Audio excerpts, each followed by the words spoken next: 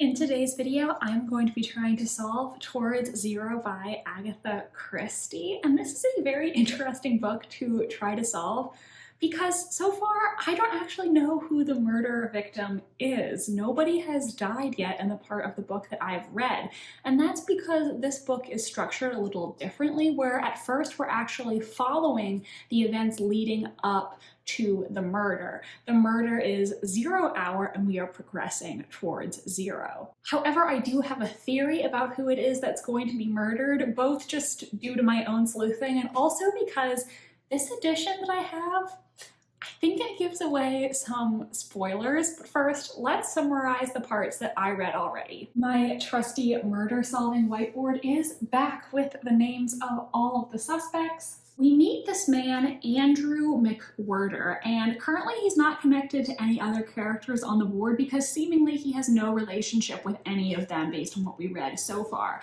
But Andrew is in the hospital. He recently attempted suicide by trying to go over a cliff. Andrew wanted to commit suicide because he lost his job, he has no money, and his wife left him. Basically, what happened was that he explains to the nurse, in the past, he was involved in a car accident with his boss. His boss was the one driving at the time, and though nobody was actually hurt or killed in the accident, the boss was speeding and he wanted Andrew to lie about the accident so that he, the boss, wouldn't get in trouble with his insurance company. Now, Andrew refused to lie. He wanted to tell the truth, and this caused his boss to retaliate and fire him. Then once he was unemployed and had no job, eventually his wife ended up just getting tired of him and she left him, I believe, for another man. However, this nurse tells Andrew, "You need to stay alive because I believe that God saved your life for a reason and someday you are gonna help somebody." Andrew was like, "Yeah, right, sure." But she says, "No, I really believe that someday you're gonna end up being in the right place at the right time and you're gonna make a difference in somebody's life." All of this is taking place on January 11th, and then we have several short chapters taking place in the months that follow. February 14th, an unknown character, we don't know who this person is creating a plan for murder, and it references something that's going to be happening in September. This book features the reoccurring character of Superintendent Battle as the investigator, and he's not on the board because Superintendent Battle is a character who appears in multiple Agatha Christie books. Therefore, I do not think he's going to be the murderer. But we have this little anecdote involving Superintendent Battle and his daughter, and I'm going to get into that later in the video because that is one of the things that I believe this particular edition spoiled. But basically, Superintendent Battle's daughter, Sylvia, is at boarding school, and Sylvia is in trouble at the school because she's been accused of petty thefts that have been going on around the school. Superintendent Battle shows up, and while he's speaking to the headmistress basically says, "Well, no, I didn't catch Sylvia stealing anything, but I used my skills for psychology, figured out that she was acting guilty, and then I confronted her and she admitted to all of it." However, Battle, being a good detective, is able to deduce that actually the headmistress's psychological read was just totally wrong. And when she confronted Sylvia, Sylvia just admitted to it all out of nervousness, and she actually didn't do it.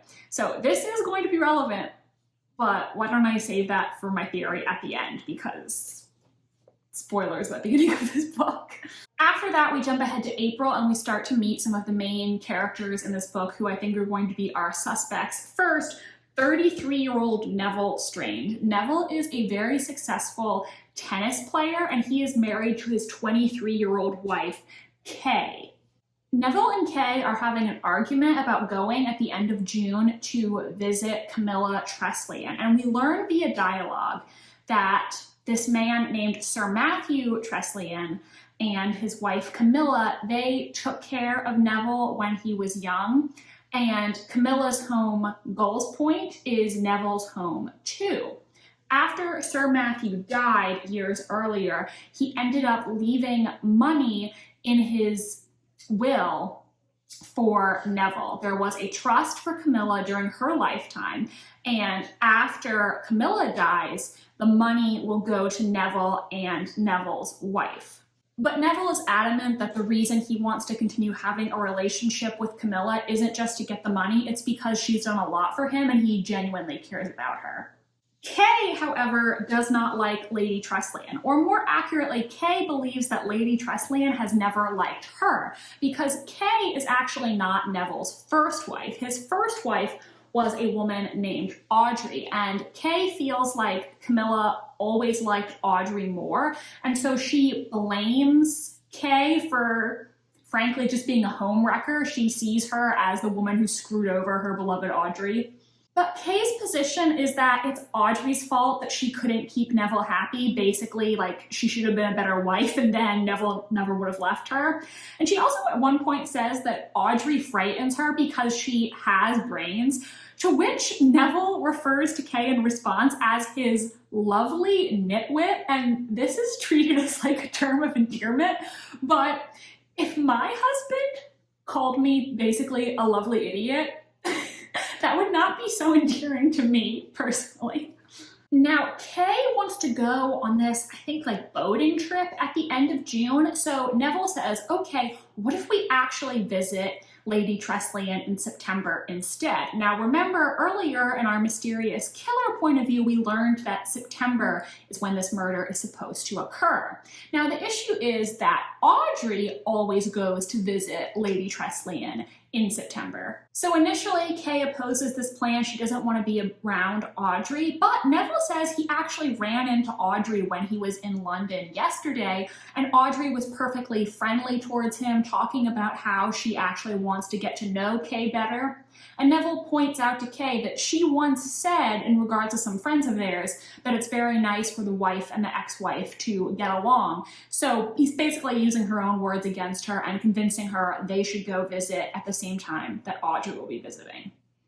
After this, we meet Lady Camilla Tressilian herself. Lady Tressilian is talking about how it's all Kay's fault that Neville left Audrey, blah, blah, blah, blaming her for the entire situation.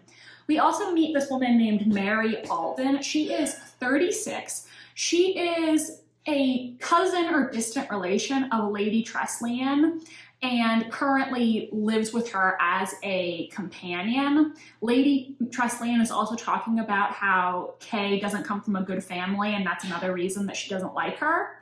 There's also a very interesting mention of how Sir Matthew, Lady Tressilian's late husband, died. Apparently 10 years ago, his dinghy collapsed and he drowned almost in front of his wife's eyes, which is interesting to me. So he died a somewhat suspicious death. In this scene, we also have Mary reading the letter that Neville sent discussing his visit, and she says that the letter doesn't sound like him. She proposes, is it possible that this is Audrey's scheme, that she's the one who wants them to come in September? But Lady Tressilian is like, no, no, no, it has to be all Kay's fault. Though after this, Lady Tressilian does ask Audrey to come over to her house for tea. She confronts Audrey about this plan, asks her if she's okay with it, and Audrey says that she is. Next, it is the end of May, and we meet this man named Thomas Royd, or Royda, I don't know how to pronounce that last name, but Thomas is returning home to England for the first time in nearly 8 years. He is described as a thick-set, shy man, and he's nicknamed Hermit Crab because he was jammed in a door during an earthquake, resulting in his right arm and shoulder being partially helpless, leaving him with a stiff gait and awkward movement. We do learn that the last time Thomas was planning to go home to England, he changed his mind at the last minute, and that was after his brother Adrian died in a motoring accident. Adrian was a barrister in London, and he and Thomas were not particularly close. And Thomas, it turns out, is also the quasi-adopted brother of Audrey. They're distant cousins, and after Audrey's parents died, she was effectively adopted by Thomas and Adrian's parents. So they're only distantly related, but they grew up together as sort of foster siblings. Then there's Mr. Treves. He is an 80-year-old solicitor, and he is going to stay near Lady Tressilian from the middle of August through the middle of September. Mr. Treves apparently used to be friends with Sir Matthew back in the day, so he's interested in going to visit Lady Tressilian and renew their former acquaintance. Then in July, there's a scene where Kay is talking about their travel plans with her good friend, Ted Latimer. The two of them have been friends since they were children, and seemingly Ted once was in love with Kay, and he blames Neville for basically stealing his girl because he thought that he was going to grow up and marry Kay, but Neville ended up with her instead. In September, while Neville and Kay are going to be at Gull's Point, Ted is actually going to be staying at the Easterhead Bay Hotel in town, so he's going to be in the area and they're going to like hang out together at that time. So that is all the setup, and we now get to the house party itself. Mary Alden goes to pick up Thomas, and they have a discussion about how Audrey had a nervous breakdown after her divorce from Neville. Adrian and Thomas's mother, who he refers to as the Mater, she took care of Audrey, and that supposedly got the mother's mind off the grief about Adrian's death because I guess he died around the same time as the divorce. Supposedly, Adrian died in this car accident because he was driving too fast. When Thomas arrives at the house, he sees Kay and Audrey out on the porch, and he says there's something in Audrey's manner that makes him think she has a secret. Kay throws a bit of a tantrum because there's this incident where Neville is holding a newspaper and he says something along the lines of like, "Darling, do you want the newspaper?" And both Kay and Audrey like say yes at the same time as if he's speaking to them. And Neville ends up giving the newspaper to Audrey instead of Kay, which pisses Kay off. And Thomas observes that Kay hates Audrey. Kay also tells Neville that Audrey still has a grudge against him, Neville, claiming that she's seen this hatred in Audrey's eyes. So far, nobody's died, and this is the part where I'm going to talk a little bit about some of the spoilers at the beginning of this book. So this is an edition of Towards Zero that I got on Thrift Books. I believe it's from the 70s. And at the beginning of the book, there is a character list. And this character list includes some potential spoilers. So kind of wish I hadn't read it. I'm imagining it's not in the original edition, but if you have a copy of Towards Zero, let me know if you have a spoilery character list at the beginning. But a couple spoilers from this character list. One, it says that Mr. Treves' knowledge of prior crimes will be the death of him, implying that Mr. Treves is going to be murdered. Now, that was interesting to me because Mr. Treves is not who I would have guessed to be the murder victim. Seemingly, he has no relationship with any of these people, right?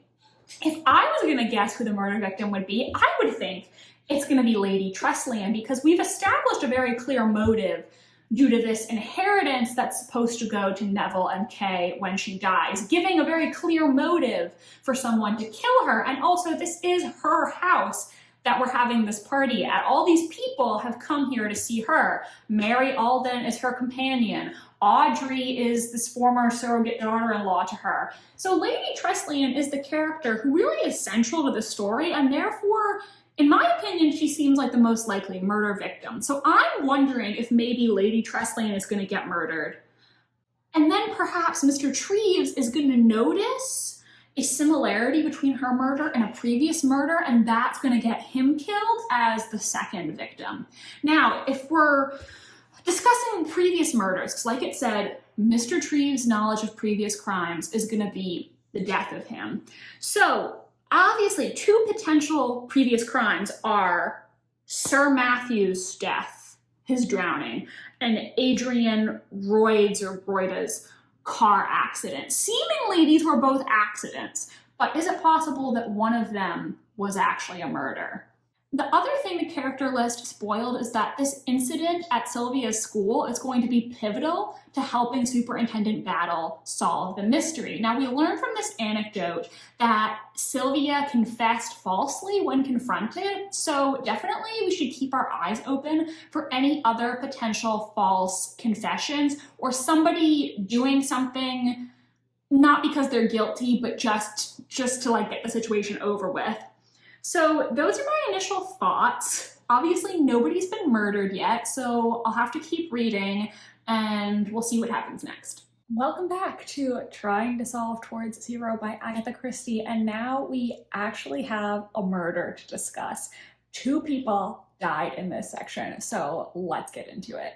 So where we left off, Lady Tressilian, I feel like actually I now realize that I think her name was supposed to be Tressilian, because there's that I there, but Tressilian is how I was pronouncing it in my head, so I'm gonna keep saying it that way, sorry, whether you like it or not. But she's telling Thomas how this whole plan to bring the women together doesn't seem like something that Neville would do, and she thinks somebody else was the real mastermind of the plan. A suspicion that I also share. I think that this is going to be relevant in the end, and we're going to find out that whoever it was that masterminded this crime definitely was arranging things to suit their purposes. Lady Tressilian also confronts Thomas about being in love with Audrey, and he does not deny it. He is in love with Audrey, which is weird and incestuous in multiple ways because they are biological cousins who were sort of raised as siblings.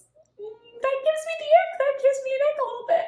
Mr. Treves comes over and joins the house party, and he immediately senses bad vibes.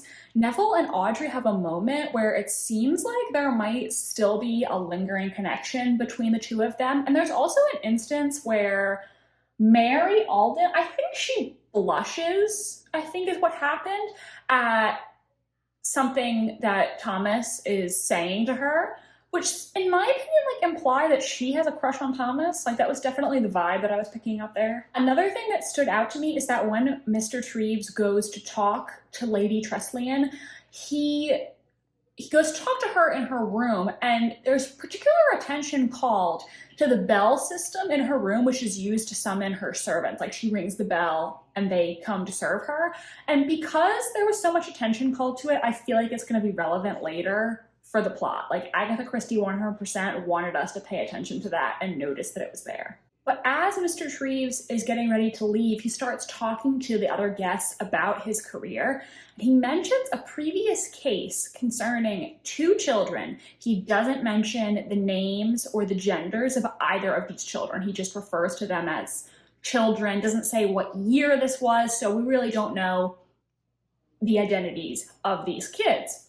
But he explains that one of them shot and killed the other with a bow and arrow that they were playing around with at the time. And so really everybody just chalked it up to being an accident. You know, these kids were playing around with bows and arrows, and one of them shot the other by accident. However, sometime later, a local farmer revealed that he had once witnessed the child who did the shooting.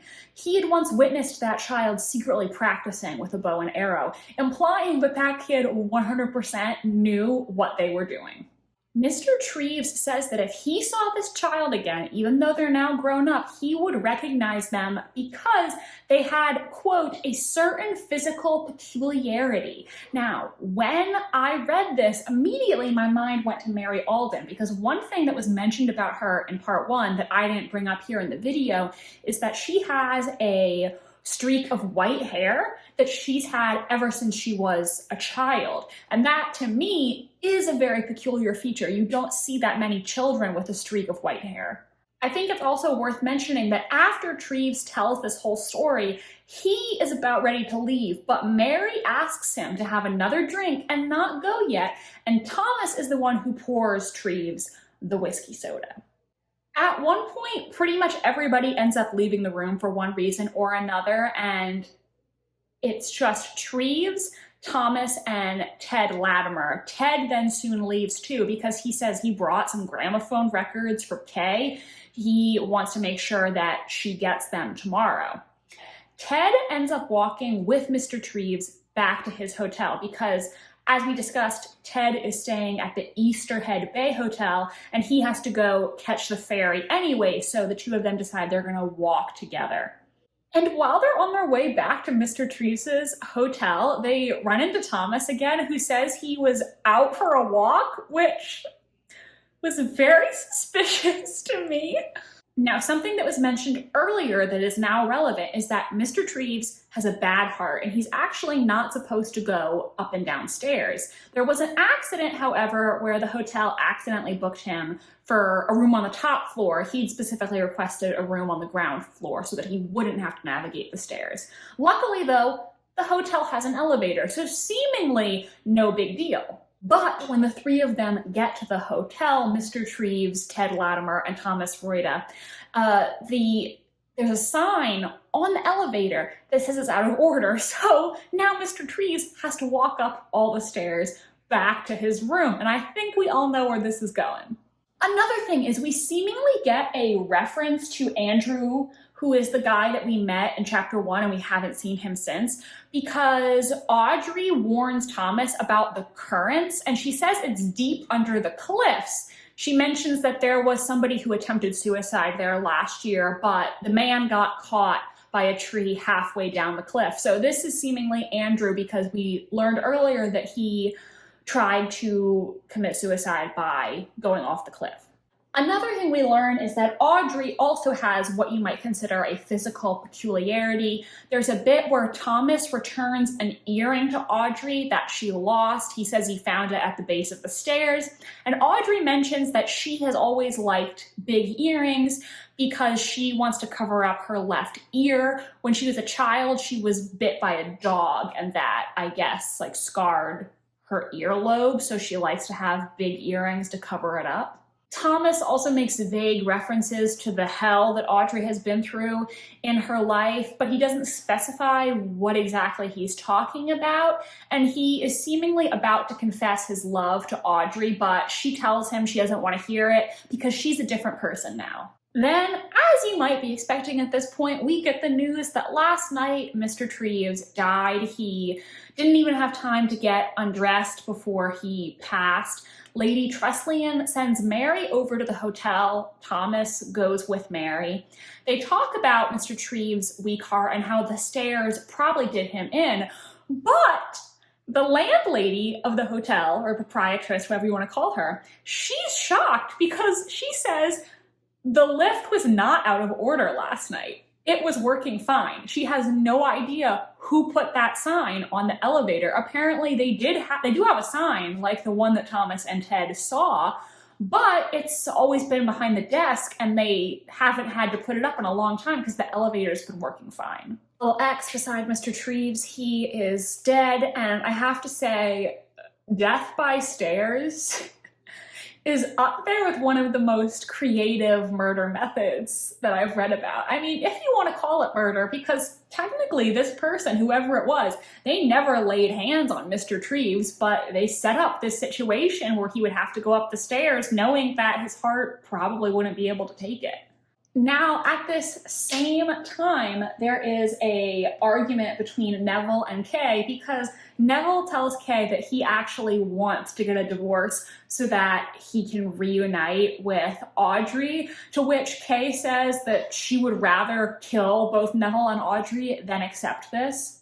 And Lady Tressilian is able to hear their argument through her open window. She later confronts Neville about it.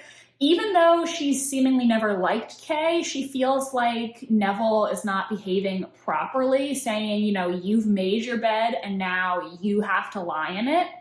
Later, one of the maids discovers Lady Tressilian also dead. It's mentioned that Miss Barrett, who was supposed to bring Lady Tressilian her tea, was out cold, seemingly drugged. I don't know if they said specifically how Lady Tressilian was killed. There was a reference to her having a forehead injury, I believe. So I think either she was shot in the forehead or hit over the head. I don't know if they specified. So Lady Tressilian and Mr. Treves are both dead. Let's talk a little bit about our suspects here. Now, Mr. Treves' story about the two children doesn't give us a lot to go off of because I can't think of anybody having a backstory that like implies they would want to murder another child. So really the peculiarity comment is the only thing we have to go off of. We know for sure that Mary Alden and Audrey have peculiarities. Thomas, it is mentioned that he got caught in a door. I don't remember if they said how old he was when that happened, but it was in an earthquake, so it must have been while he was an adult. Yeah, because there wouldn't be earthquakes in England, so that wouldn't count. Whoever killed Mr. Treves must have been the child in the story, and that's why they orchestrated his death.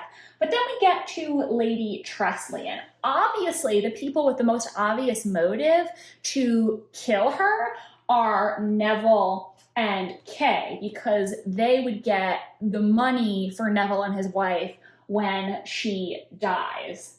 I do have to consider Mary Alden one of my prime suspects because we did get that detail about her hair much earlier in the book, so I feel like that could have been clever foreshadowing for her being this child, and perhaps since she works for Lady Tressilian, there could be a potential motive for her to want to do away with her.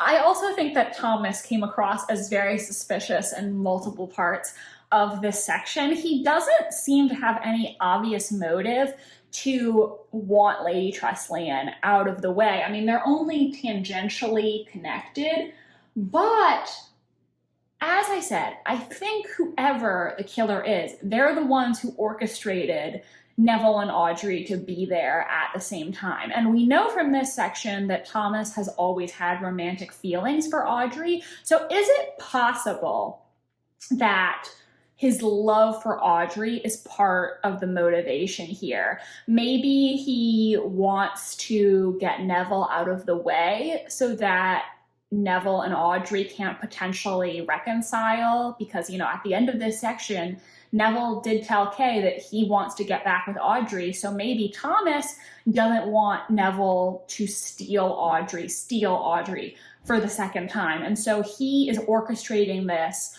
to frame Neville for murder, because obviously if Lady Tressilian's dead, the person with the most obvious motive is Neville. So perhaps the point of the crime is not per se committed with the goal of killing Lady Tressilian. Killing Lady Tressilian is just a means to an end, because by killing her, the killer can potentially frame Neville.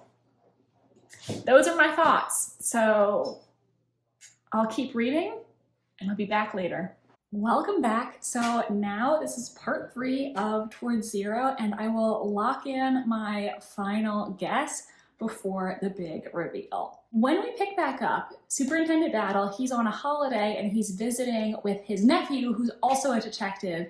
His name is Inspector James Leach. Leach gets the news of Lady Tressilian's murder, and since he's never worked on a murder investigation before, he asks his uncle to stick around and provide some expertise and guidance.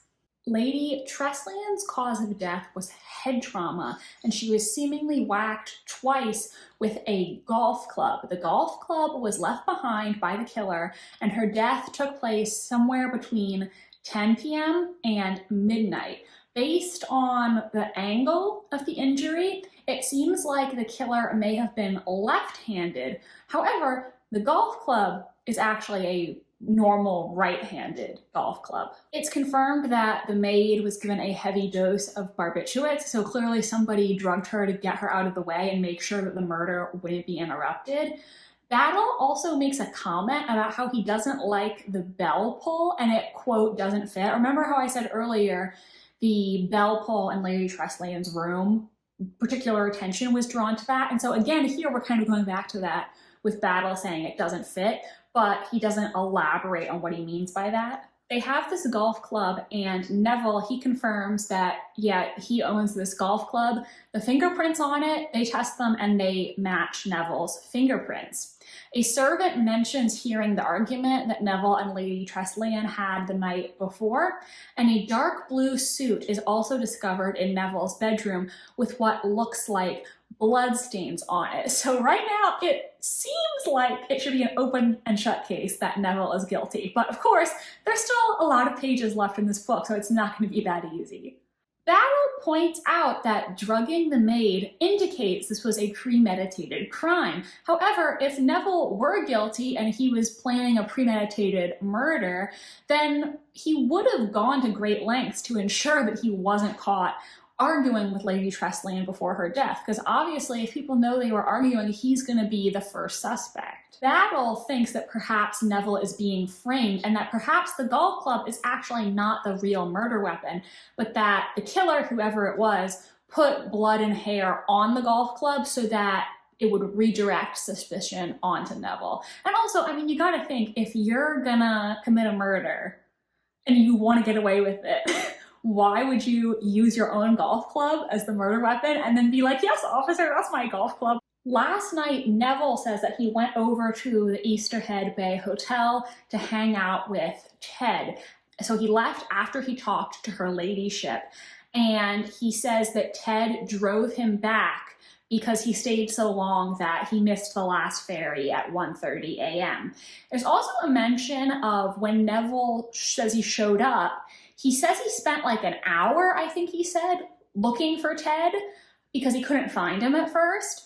But it turns out that Ted was like in the lounge of the hotel and another guest says they saw him there. So it seems like Ted should have an alibi, but this was a little confusing to me. And when we establish that somebody has an alibi, I always wonder, is there a way that we can break this alibi and prove that it was fabricated? So my eyes are on Ted a little bit. Battle interviews all of the suspects, and when the maid wakes up, the maid who was drugged, she confirms that she saw Lady Tressilian after Neville left the house. So seemingly she was still alive when he was last seen. Battle also goes through everybody's rooms and he starts thinking about his good friend, Hercule Poirot.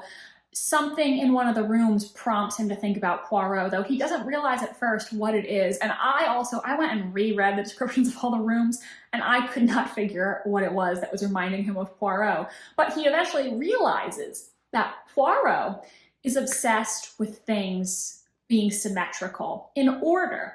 And Battle saw something that was asymmetrical. In one of the bedrooms, there is a steel fender where the left-hand knob is brighter than the right-hand knob, indicating the owner is left-handed. They're using the left knob more often. And remember, it looked like the killer used their left hand. The left-handed knob has absolutely no fingerprints on it, indicating that somebody wiped it down, and there is something dark on the screw. Battle says that it's blood because this is actually the weapon that was used to kill Lady Tressilian.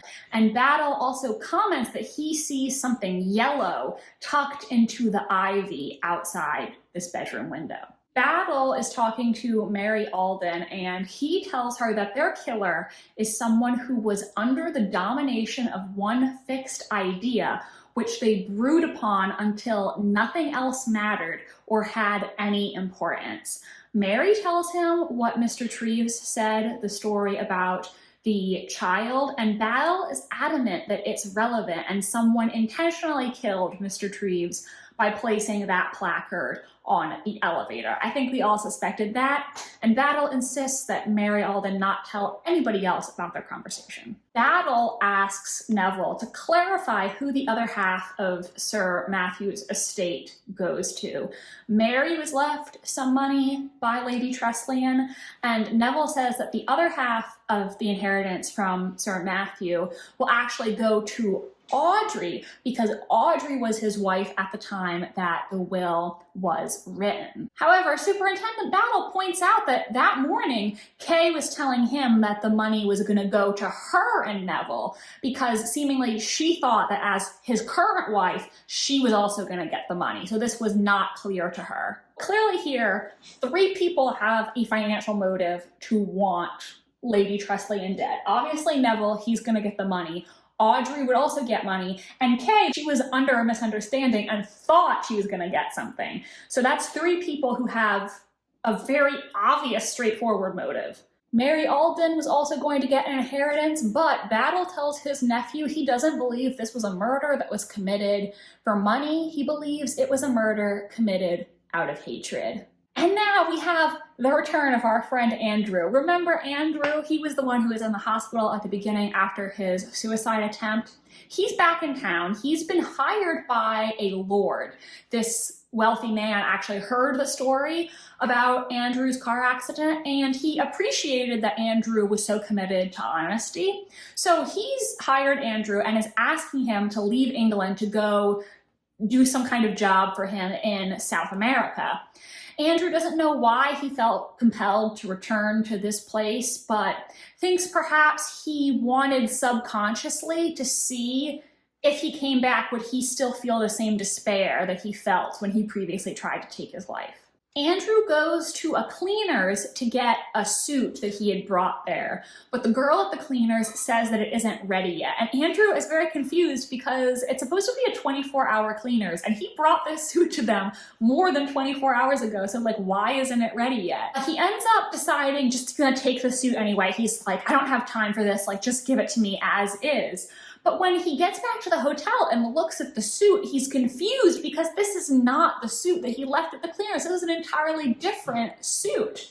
And it says that the one he brought to the cleaner's was dark blue, which is interesting because, remember, found in Neville's room was a dark blue suit with blood on it. So that raised some red flags for me that these are two dark blue suits and Andrew's is now missing. The suit does, however, have the name MacWhirter on it, and it smells like dog. Now, Andrew has befriended a little girl who's also staying at the hotel, and that little girl owns a dog. So that part would make sense if it has the dog smell since he's been around this girl, but he notices a discolored patch on the shoulder of the suit coat. This is kind of confusing, but my first thought is like, okay, if the suit is the wrong suit and it smells like dog, is it potentially somebody like Ted who's also staying at the same hotel and would be around this little girl and her dog, presumably?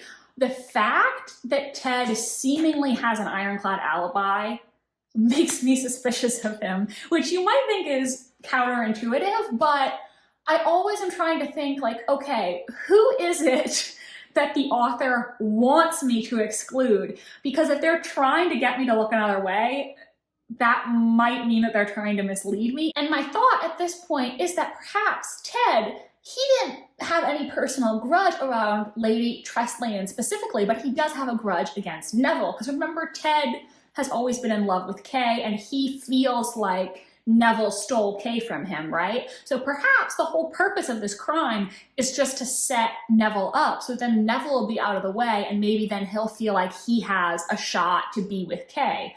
Lady Tressilian, he could have just killed her, because if she were to die, obviously Neville is going to be one of the first people considered a suspect. How Ted would have pulled this off, however, I really don't know. I don't know at all. I'm not sure. Andrew goes back to the cliff where he tried to kill himself, and while he's there, he sees a woman who is clearly also trying to kill herself, and he stops her. She says that she would rather die quickly because she's afraid of being hanged.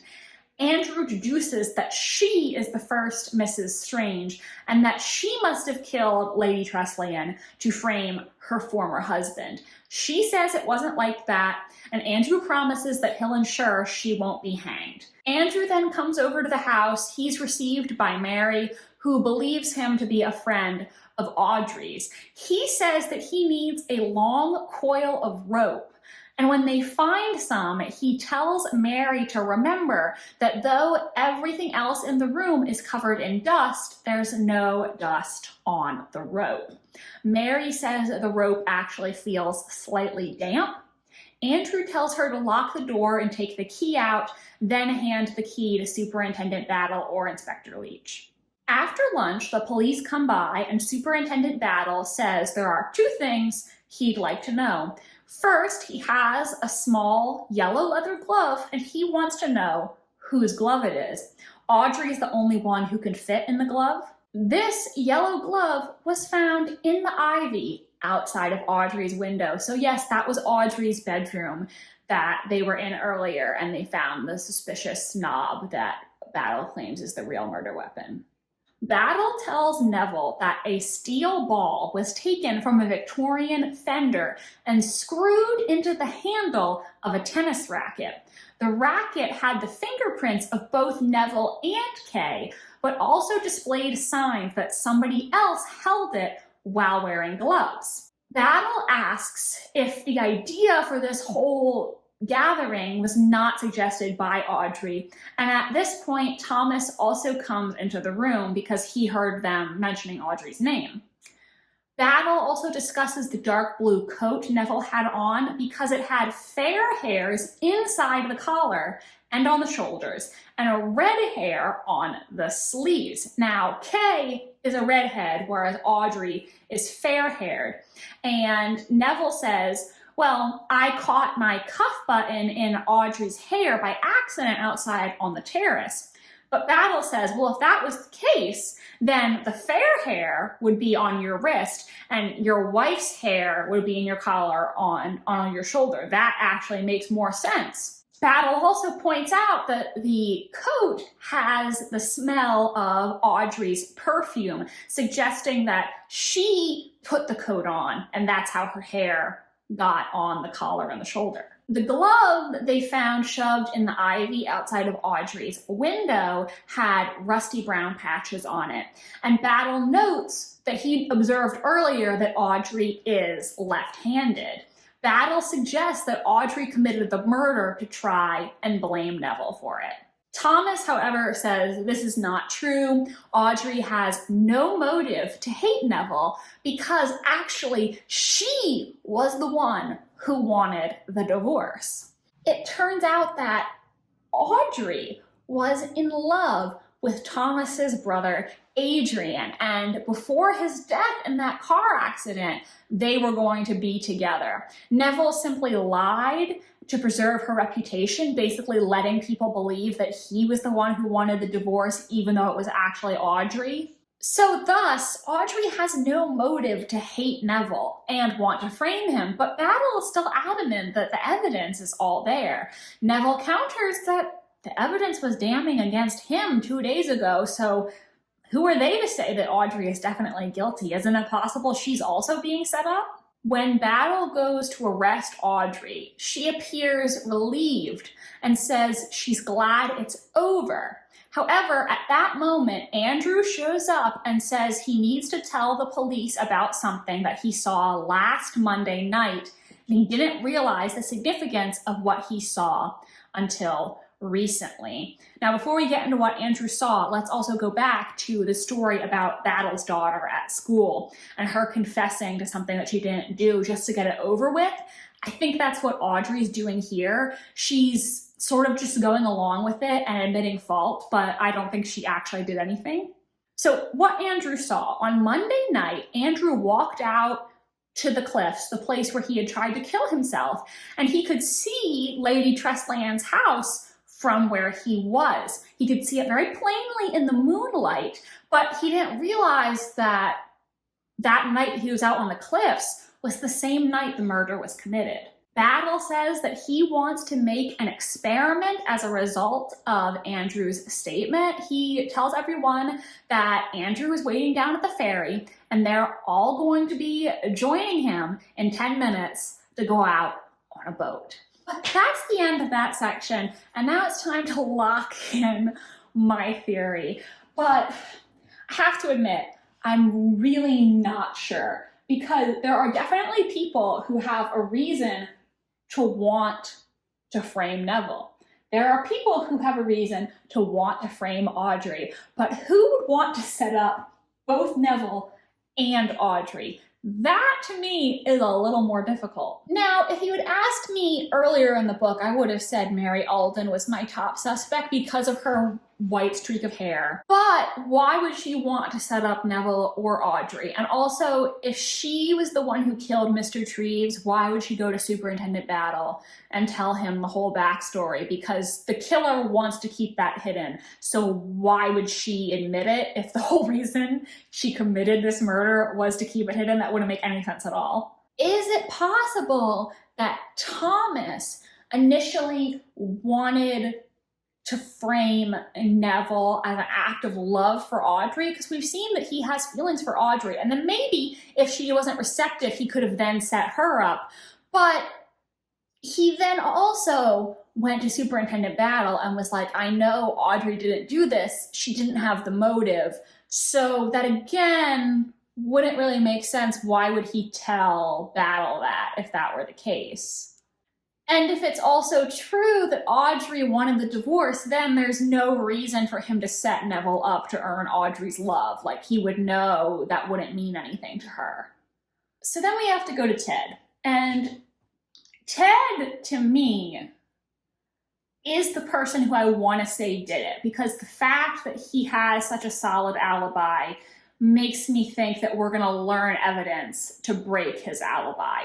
He has a very clear motive to want to set Neville up for murder because Neville is his love rival. But he doesn't have a clear motive to want to get Audrey. And also, if he was masterminding this scheme, why would he even try to bring Neville and Audrey together in the first place? That part I'm not sure I understand, because remember, it's implied that Neville didn't think of this idea himself and that somebody schemed to get Neville and Audrey there together.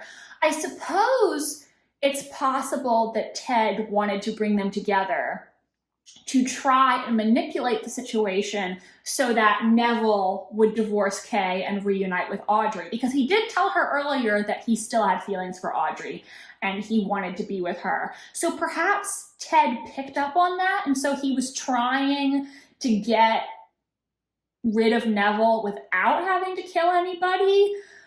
But I don't know about that. There's also the possibility that Ted could be in league with Kay, and Kay has been manipulating Ted, saying, oh, we just need to get rid of Neville and we can be together, manipulating him by making him think that he has a chance. But really, her actual intention was never to frame Neville. She just wanted Ted to think that, and really her intention was to get Audrey out of the way, not to get Neville out of the way. So then they commit these murders, Ted gets screwed over, Audrey's out of the way. And the other thing is, what about the story with the kids? I don't think the book has really given us any information to deduce who that is.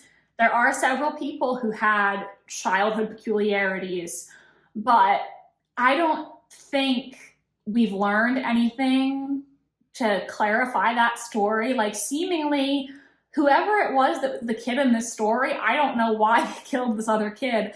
I guess it's just foreshadowing that this person is really evil and has always been evil, even since they were a child. I really don't know. This is a tough one. I kind of want to go with maybe it's Kay manipulating Ted, but Kay is the real mastermind. I really don't know, though. This is a hard one. And I'm not sure the logistics of how the murder was committed, because seemingly Ted left and went back to the hotel. So if he actually came back and murdered Lady Tressilian, I don't know exactly how he pulled it off, but then was also back in time to meet Neville at the hotel. I don't know. All right, I finished Towards Zero, so let's talk about what happened at the end. Superintendent Battle takes all the characters out on a boat on the water, and this is the first time I've ever read a book where somebody does that drawing room scene on a boat. I kind of dig it. It's fun.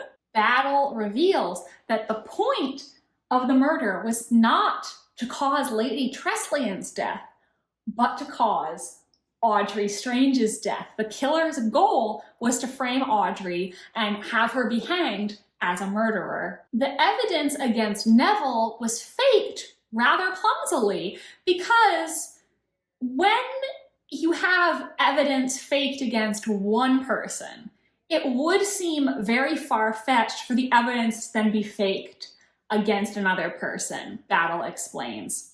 Though the evidence against Audrey was more compelling, all of it could have easily been faked as well. Battle also knew that Audrey was falsely confessing because the look on her face reminded him of his daughter during that boarding school incident. She was confessing to something that she didn't do. When Andrew looked out from the cliffs and saw the house that night, what he saw was a rope dangling from a window and a man climbing up the rope. Why? He didn't think to go to the police at that point. This is what I was thinking at the time. I was like, Andrew, my guy, if you saw a man climbing up a rope into a house, whether you knew a murder was committed there that night or not, you should have gone to the cops, because I can't think of any reason why somebody would be climbing up a rope into a window, and it would actually be something good. Battle says the man climbing up the rope was Ted Latimer, the guy who I said I thought did it. Ted protests, hey, it couldn't have been me because I can't swim. You know, Battle says basically that he thinks Ted swam across the bay from the hotel and then climbed up the rope that somebody left for him. But Ted says, no, I can't swim. And hilariously, Battle pushes him overboard to see if he can swim.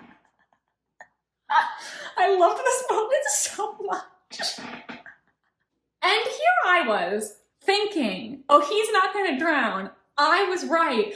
But poor Ted, actually, he wasn't lying. He can't swim. And he starts drowning. So Battle has to be like, oops, 2 of the cops get him out of the water. But he says he had to do it because he needed to confirm who it really was. So he needed to verify whether or not Ted could swim to figure out the truth. Now Thomas, as we know, Thomas has a bad arm, so he can't swim. And that means there's only one person who it could have been. And that's Neville. Neville's the only person who could have swam across the bay and gone up the rope. And yes, Neville, we saw Lady Tressilian alive after he left the house. He took the 10:30 ferry. But the thing is, nobody actually saw him at the hotel until 11:15. He claimed that he was spending all of that time looking for Ted. But that was a lie. Ted really was just sitting in the lounge the entire time. And the reason that Neville said he couldn't find Ted was because he actually wasn't looking for him. He was committing the murder, and he just needed an excuse for what he was doing. When pushed and interrogated by Battle, Neville eventually cracks and admits, yes, I wanted Audrey dead. And his motive was because Audrey left him. He didn't want her to leave, and she wounded his fragile pride. And Audrey admits that when she married Neville, she thought he was the perfect guy, but over the course of their marriage, there were times where she would feel afraid of Neville, and she wasn't sure exactly why, but she always sensed that there was this darkness in him. And you might be asking, okay, what is this peculiarity that Mr. Treves described in The Child? What is Neville's peculiarity? It's that his little finger on his left hand is shorter than the little finger on his right. And this is something that was actually mentioned earlier in the book. There was a seemingly meaningless conversation where people were talking about, like, hands. And it was brought up, like, people were like, oh, Neville, your finger is somewhere shorter than your right. That's so weird. And I literally thought nothing of it. But that was his peculiarity. The little fingers. Battle also explains that Neville had to get rid of his pinstripe suit because he stripped it off in the dark on the rocky point and accidentally put the suit in an area where there was a bit of dead fish, and that's what made it smell. He had to get rid of the suit, and so he took another one at random, and he knew Andrew McWhirter's name because he saw it in the hotel register. So he just said a name that he remembered seeing, and that's what the stain was on the shoulder of the suit. It was dead fish. Don't really know how we're supposed to guess that, but okay. Another thing is, earlier it was established that Lady Tressilian was alive after Neville left the house, because after Neville left her room, the maid says that Lady Tressilian rang the bell. The maid went down to get her whatever it was that she wanted. And actually, when she got there, Lady Tressilian was like, oh, I don't even remember what I rang you for. Which the maid was like, that's just what old people do, you know? Sometimes they're doing something and they forget. But no, that's actually not what happened. Neville, he's the one who rang the bell as he was leaving Lady Tressilian's room, because he needed to establish that she was still alive. He needed people to see him leave the house and see that Lady Tressilian was alive after his observed departure. Neville also intentionally picked a fight with Kay because he wanted her to lock him out of her bedroom. The two of them had adjoining rooms. And so he told her all this stuff about wanting to be with Audrey so she would be pissed off and not want to see him in the night. Neville, when he killed Lady Tressilian, he hit her backhanded, and that's why it appeared to be left-handed. Remember, he's a tennis pro, and he's always been known for his strong backhand swing. So Neville did it. He did all of this with the intention of framing Audrey. Battle tells Audrey that she needs to stop being so scared, start living her life, and he suggests that she accomplish that by doing something difficult, something that scares her. So she goes to talk to Andrew as he's packing up to leave for South America, and he admits that he actually never saw anybody climbing up a rope. Remember earlier when I said if you saw that, why wouldn't you say anything to the police? Well, yeah, it turns out he made this whole story up. He put the clues together and deduced what must have happened, but he knew that just deductions weren't enough to prove Audrey's innocence, so he lied, claiming that he witnessed this when he actually didn't. And Audrey is extremely touched that this man, who literally ruined his life because he refused to lie, would lie to save her life. And when she says this to him, Andrew replies, well, I've learned that there are some things that are more important than the truth. Namely, Audrey herself. Audrey is more important than telling the truth. So Audrey is like, hey, want to get married and move to South America together? That was a little fast. But Andrew says, yeah, sure, I'm in. So they're gonna get hitched and move to South America. Agatha Christie loves to have like a marriage or a coupling at the end of her books, some of which all don't make the most sense or seem pretty rushed. But yeah, they're gonna be together, and don't feel too bad for Thomas, because even though he's always had a thing for Audrey, it is very heavily implied that him and Mary Alden are gonna become a couple. I actually really love how this came together in the end. I never considered that Neville was a suspect after he was quote unquote framed the first time. And it's interesting because this is a technique that Agatha Christie has used in several books, where she makes somebody look guilty, then gives us a reason to believe they're innocent, but then it's like, actually, psych, they were guilty.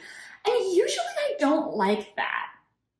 But for some reason in this book, it really worked for me. And I feel like maybe the reason I liked it is because Neville's motives weren't what we thought. Like, if it was the case that he did commit the murder after all, and his intention was just to kill Lady Tressilian for money, that might have been underwhelming to me, because it would have been like, well, duh, the guy with the most obvious motive did it. But I think finding out that his motive was different and that there was more to it than we thought, I feel like that made it interesting to me. So that, I don't know. but I think that's why it still worked for me. I actually really liked this one a lot. I hope you enjoyed this video. If you want to watch another one of my trying to solve Agatha Christie videos, I recommend this one where I try to solve Halloween Party. Make sure to like, comment, and subscribe if you enjoyed this video and want to see more like this. I will be filming a trying to solve Hercule Poirot's Christmas video in December, so stay tuned. Thank you so much for being here. I had fun, and I hope you did too. Goodbye.